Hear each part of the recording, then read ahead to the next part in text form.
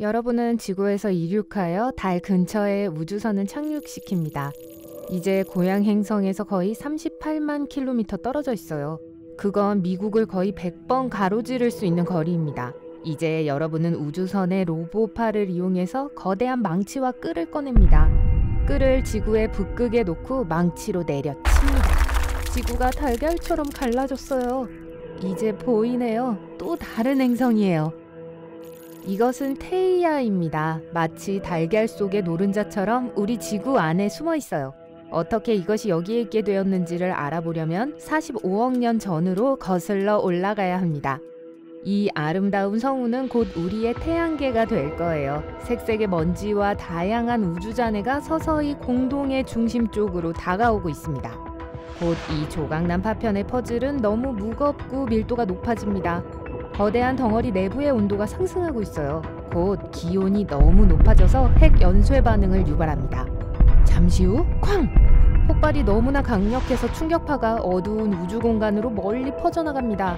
이 폭발로 인한 눈부신 섬광은 우리 은하의 반대편에서도 볼 수 있어요. 먼지가 조금 걷히면 폭발의 중심에서 밝은 빛이 여전히 빛나고 있다는 것을 볼 수 있습니다. 새로 태어난 이 별은 태양입니다. 그 무게가 33만 3천 개의 지구만큼이나 나가죠. 만약 태양이 양동이라면 그것을 채우기 위해 130만 개의 지구 크기의 행성이 필요할 거예요. 여러분은 태양으로부터 1억 5천만 킬로미터 떨어진 곳에 있는 작은 물체에 관심이 있습니다. 이 돌과 뜨거운 용암으로 된 덩어리가 지구입니다. 현재 용암의 바다가 점차 식으면서 지구는 핵을 형성하고 있는 중이에요. 하지만 태양이 탄생한 지 몇 천만 년 지난 후 이상한 물체가 지구를 향해 돌진하는 것이 보입니다. 테이아예요. 이 작은 행성은 지구와 거의 같은 시기에 태어났습니다. 그리고 지금 그것은 엄청난 속도로 미친 듯이 나선형 궤도로 이동하고 있어요. 과학자들은 테이아를 목성과 금성이 가지고 놀던 공에 비유합니다. 금성이 테이아를 잡아당기고 목성이 다시 그것을 잡아당깁니다. 하지만 태양은 전체 태양계 질량의 99.8%를 차지합니다. 그래서 규칙을 정하는 건 태양입니다. 태양은 테이아가 거의 지구와 같은 궤도로 움직이게 합니다. 그래서 둘은 옆에 나란히 놓일 때까지 서로 점점 가까워지게 됩니다.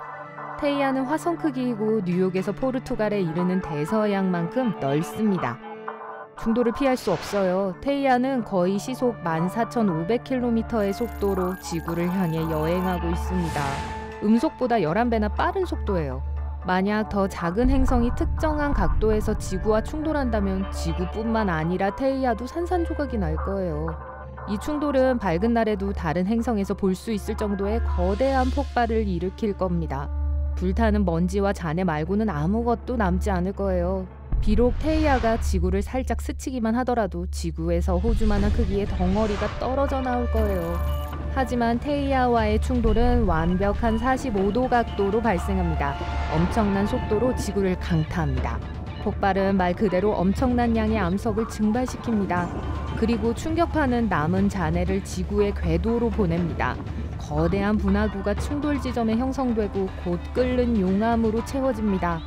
테이아의 잔해와 분출된 지구의 파편들이 지구 궤도를 돌기 시작합니다. 한 버전에 따르면 이 조각들이 2개의 달을 형성했다고 합니다. 처음에 2개의 달은 함께 여행합니다. 하지만 어느 날 서로 너무 가까이 다가가서 충돌하면서 하나의 커다란 우주물체를 형성합니다. 또 다른 이론은 모든 파편이 테이아의 잔해에 의해 당겨지기 시작했다고 주장합니다. 얼마 후 현재 우리가 알고 있는 달을 형성했다는 거죠. 하지만 과거의 이 시점에서 달은 그저 붉게 달아오른 바위와 용암일 뿐이었어요. 이 각도에서 충돌은 지구를 약간 기울게 하고 자전을 가속화합니다. 우리가 서로 다른 계절과 24시간을 가지게 된 건 테이아 때문입니다. 지구에는 암석 지각판이 있어요. 지구의 지각을 구성하는 거대한 고체 조각들이죠. 테이아와의 충돌이 있은 후 지각판이 부서지고 쪼개지기 시작합니다. 그로 인해 탄소가 지구 전역으로 이동하게 되는데 탄소는 지구상의 모든 알려진 생명체의 주요 구성 요소입니다. 즉, 지구가 일종의 신진대사를 하게 됩니다. 수억 년 후에 최초의 생명체가 우리 행성에 나타나기 시작합니다. 거의 40억 년이 넘는 시간에 걸쳐 간단한 단세포 유기체가 오늘날 우리가 알고 있는 생명체로 진화해 왔습니다. 과학자들에 따르면 그러한 충돌은 매우 드문 사건이라고 합니다. 우주 어딘가에서 지구처럼 그런 재앙에서 살아남은 행성이 있을 확률은 극히 낮습니다. 그래서 우리가 우주에서 다른 문명의 흔적을 아직 찾지 못한 것일 수도 있어요. 한편 테이아의 흔적은 여전히 지구에 남아 있습니다. 물론 행성 전체가 지구 안에 gat혀 있는 것처럼 보이지는 않습니다. 대부분의 조각은 녹아서 지구의 지각 속으로 섞여 들어갔습니다. 만약 지구의 가장 윗부분 층을 걷어낼 수 있다면 대륙 전체 크기에 달하는 2개의 거대한 용암 덩어리를 볼 수 있을 거예요. 아프리카와 태평양 바로 아래에 있습니다. 이것이 테이아의 흔적일 거라고 추측됩니다. 밀도가 다르기 때문에 지구의 멘틀과 섞이지 않았습니다. 마치 컵에 물과 기름을 섞는 것과 같아요. 기름은 항상 물 위로 떠오르며 그 위에 균일한 층을 만듭니다. 하지만 용암층을 표면으로 끌어올릴 수 있다면 에베레스트 산보다 100배나 더 높을 거예요. 테이아의 나머지 잔해는 달에 있을 수도 있습니다. 아폴로 우주선은 분석을 위해 많은 토양 샘플을 가져왔습니다. 과학자들은 달이 지구와 구조가 매우 비슷하다고 결론 내렸습니다. 사람들은 달에 깊숙이 구멍을 뚫고 샘플을 채취할 수 있을 겁니다. 그러고 나서 지구에서 채취한 덩어리를 분석하게 되겠죠.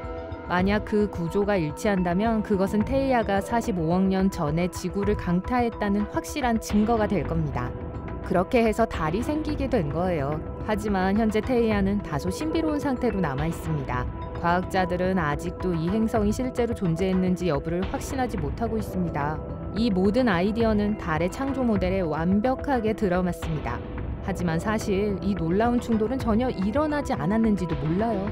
이제 여러분은 지구로부터 41광년 떨어진 곳에 있는 오오 칸크리 2 행성으로 여행합니다. 그것은 지구의 약 2배 크기이고 8배 더 무겁습니다. 여러분은 다시 거대한 망치를 꺼내서 끈을 내리칩니다. 행성에 금이 갔어요. 그리고 그것이 거대한 다이아몬드라는 것을 알 수 있습니다. 이 행성의 온도는 지구의 온도보다 수십 배 더 높습니다. 그리고 그곳의 토양은 탄소가 풍부합니다. 열은 탄소에 많은 압력을 가합니다. 그러면 구조가 바뀌죠. 우선 탄소가 흑연으로 변합니다. 더 많은 압력이 가해지면 흑연은 다이아몬드로 변합니다. 지구에서 다이아몬드는 압력이 지표면보다 5만 배 더 큰 지하 100km에서 형성됩니다. 그곳의 기온은 500도 이상 올라가서 불처럼 뜨겁습니다.